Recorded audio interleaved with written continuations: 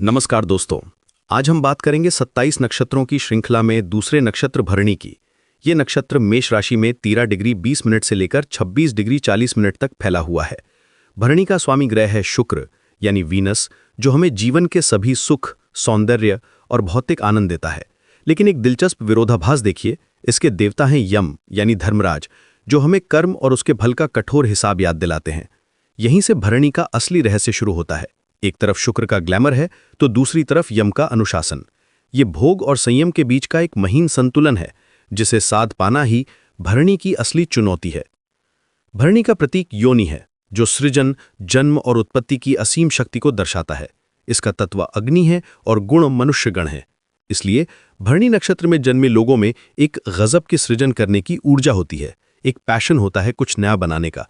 लेकिन साथ ही ये वो लोग हैं जिन्हें अक्सर जीवन के बोझ को उठाने वाला कहा जाता है, क्योंकि ये अपने और दूसरों के संघर्षों को अपने कंधों पर लेकर चलते हैं।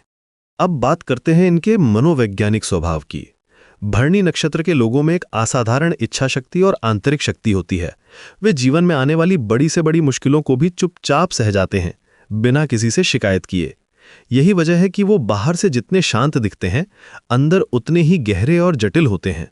उनकी सहनशीलता सचमुच कमाल की होती है। उनका व्यक्तित्व बहुत आकर्षक होता है। लोग उनकी तरफ आसानी से खींच चले आते हैं, उनके चुंबकीय और रहस्यमयी स्वभाव के कारण। ये लोग जीवन के चरम अनुभवों से गुजरते हैं, चाहे वो सुख हो या दुख।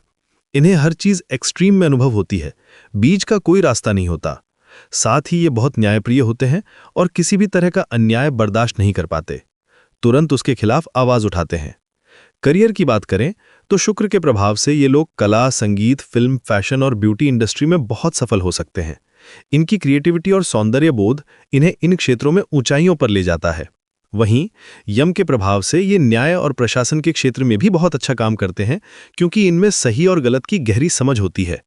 इनकी गहरी समझ और सेवा भाव इन्हें एक अच्छा डॉक्टर, खासकर स्त्री रोग विशेषज्ञ या मनोवैज्ञानिक भी बना सकता है। और हाँ, बिजनेस में भी ये लोग कमाल कर सकते हैं, खासकर उन क्षेत्रों में जो लग्जरी या क्रिएटिविटी से जुड़े हों। भरणी नक्षत्र को और गहराई से समझने के लिए इसके चारों पादों को जानना जरूरी है। पहला पाद सिंह नवांश में आता है, जिस पर सूर्य का प्रभाव होता है। इसलिए इसमें जन्मे लोगों में एक शाही अंदाज, नेतृत्व करने की प्राकृतिक क्षमता, थोड़ा अहंकार और समाज में सम्मान पाने की तीव्र इच्छा होती है। दूसरा पाद कन्या नवांश का है, जो बुध से प्रभावित है। ये लोग बहुत विश्लेषणात्मक यानी एनालिटिकल होते हैं, हर काम में परफेक्शन चाहते हैं और इनमें सेवा का भाव भी बहुत प्रबल होता है। ये अच्छे आलोचक और रणनीतिकार बनते हैं। तीसरा पाद तुला नवांश में आता है। शुक्र का प्रभाव यहाँ और बढ़ जाता है, जिससे ये लोग बहुत आकर्षक, कलाप्रेमी, सामाजिक और संबंधों को बहुत अधिक महत्व देने वाले होते हैं। इनकी जिंदगी में संतुलन और हार्मनी बहुत जरूरी होती है। और चौथा पाद वृश्चिक नवांश का है। यहाँ मंगल का प्रभाव आ जाता है, जिससे इनकी भावनाएं बहुत गहरी, स्वभाव थोड़ा रहस्यमयी और तीव्र हो जाता है। ये लोग किसी भी चीज की तह तक जाने की क्षमता रखते हैं और बहुत जुनूनी होते हैं। अब आते हैं विवाह और संबंधों पर। भरनी वालों का प्रेम जीवन बहुत तीव्र और पैशनेट होता है। इन्हें किसी की तरफ आकर्षण बहुत जल्दी हो जाता है। रिश्तों में ये थोड़े अधिकार जताने वाले यानी पजेसिव हो सकते हैं, लेकिन ये उनके गहरे लगाव और असुरक्षा की भावना से आता है। साथ ही ये बहुत वफादार और संवेदनशील भी होते हैं। अगर इन्हें सही साथी मिल जाए जो इनकी गहराई और भावनाओं को समझ सके, तो इनका जीवन स्थिर और सुखी रहता है। लेकिन हर सिक्के के दो पहलू होते हैं। भरणी के कुछ नकारात्मक पक्ष भी हैं। शुक्र के प्रभाव से कई बार ये लोग अत्यधिक भोग विलास में डूब जाते हैं और अपनी सीमाओं को भूल जाते हैं।